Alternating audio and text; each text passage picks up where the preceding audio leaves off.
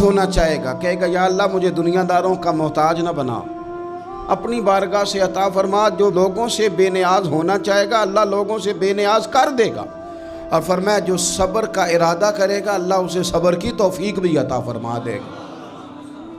ارادہ تو کرے، پروگرام تو بنائے، توفیق تو اللہ دے گا۔ جو صبر کا ارادہ کرے گا اللہ صبر کی توفیق بھی عطا کر دے گا۔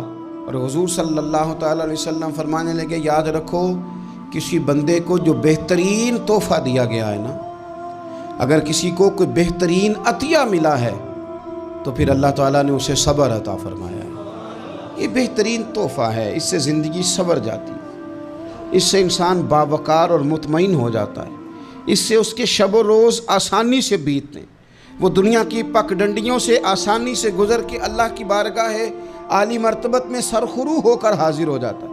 لیکن اگر بے حوصلہ ہو،